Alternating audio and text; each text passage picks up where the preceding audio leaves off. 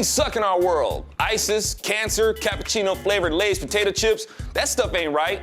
What do you have to say for yourself, all-knowing and all-powerful, all-present God? How could you let somebody do something so strange with a potato? I think what's happening. Propaganda.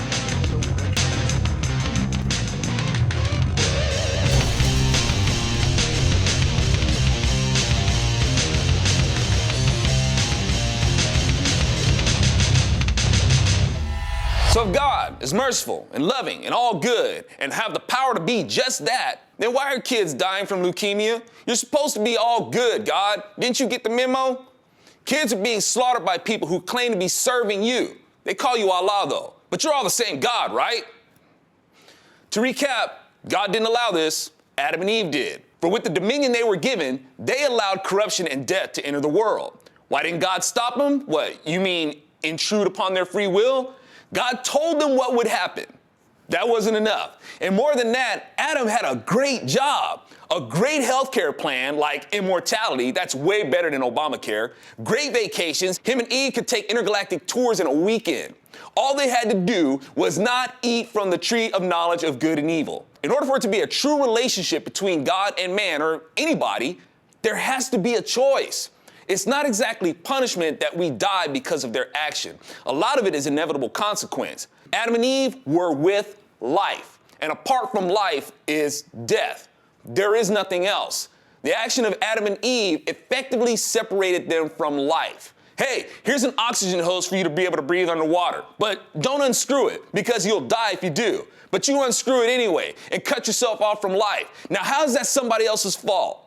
Well, that's what Adam and Eve did. They cut themselves off from life. And apart from God, who is life, there is nothing else but death. And a day will come when death won't even be the alternative to God. It will be something much worse and eternal. And there won't be enough preparation H in the world to give you relief from that eternal booty burn.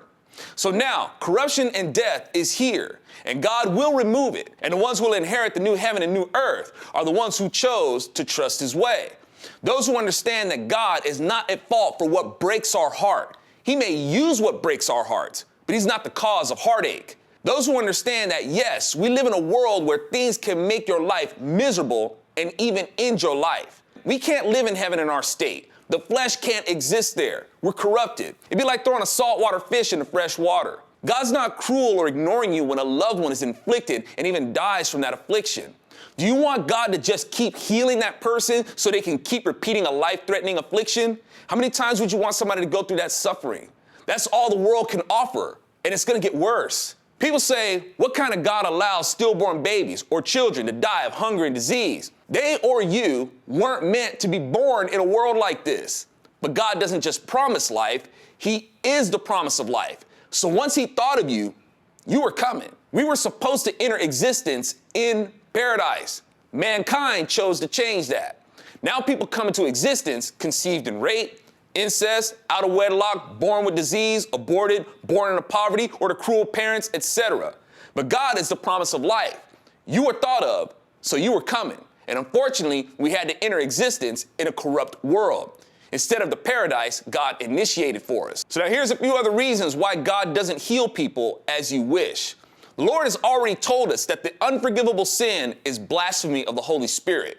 Basically, when you witness a miraculous healing and you don't acknowledge the hand of God, but instead say it was some other force, some other intelligence, or try to rationalize it, or give any other consideration to anything else but to God, then that's blasphemy of the Holy Spirit. It means that God has given you proof and a direct answer, and in the form of what you desire most, to see someone healed. He proves it, and you still don't accept it. What else is there for you that can be done as proof? Well, what about video, Zo? How come there's no miracles on video? Because you wouldn't believe it. You would just say they were paid actors or say there was special effects or something. And remember, guys, I say this because Jesus already came and proved the denial of people. Remember the man possessed by Legion and how Legion begged to be allowed to inhabit the pigs when Jesus told them to get out? And upon Jesus giving them permission, they jumped into the pigs and made the pigs jump into the sea. They witnessed Jesus free a man or two from demons, and the people didn't even really thank him for it. They were mad at Jesus and told him to leave. You'd think they'd be so happy to see a person healed. But it's like they didn't even notice. All they cared about was the pigs. Oh, what's the problem? Were the pigs their livelihood? What happened to people before prophets? Isn't those men being healed more important than the money? Not only that, Jesus didn't drive the pigs off the cliff, the demons did. But the people weren't mad at the demons, they were mad at Jesus. And people wonder why God doesn't perform miracles for them today. God's like, been there, done that. So when a person is suffering from a debilitating or terminal disease, some people will pray to God. Others will wish them positive vibes or the best of luck. Some will trust in the universe or different spirits or try to rely on their own intellect to rationalize it, while all dismiss God as the one who would give or gave the healing. If you can't accept that God was responsible, then you really couldn't accept living with him eternally. You'll have sentenced yourself to hell. That's not God saying my will be done. That's God saying your will be done.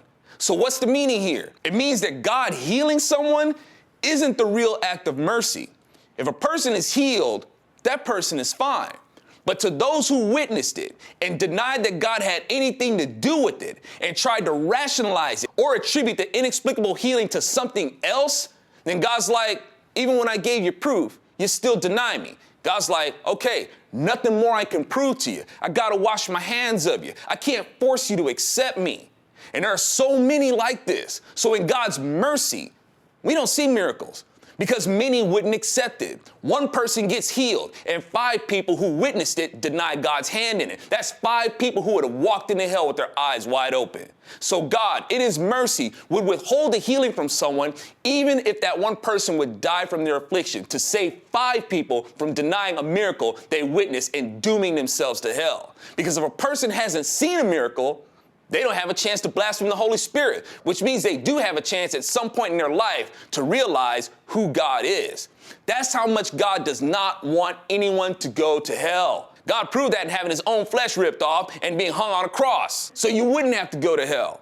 We be like, God, give me this, God, give me that, as if we forget that Christ gave up his own life to usher us into eternal peace and joy. Sometimes we act like that isn't enough. He's got to do more. Now, this doesn't mean that God doesn't bless or perform miracles. It means that your blessing has to be a blessing to others that draws people to him, not cause people to focus on the blessing and forget or take for granted where it came from.